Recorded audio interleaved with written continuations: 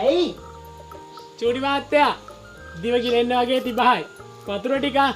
හා අංකල්. බ්‍රුම් බ්‍රුම් බ්‍රුම් බ්‍රුම් බ්‍රුම් බ්‍රුම් බ්‍රුම් බ්‍රුම්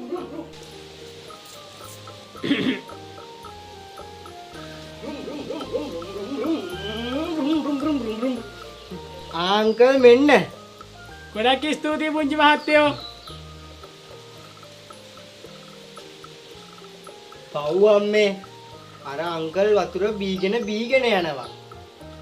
මට ටැප් එකට උස වැඩි හින්දා මල් ලැට් පෝච්චියෙන් වතුර පුරවන්න ආවේ. මොකක්? ලැට් පෝච්චි නොතකින් මූසල පැටියා.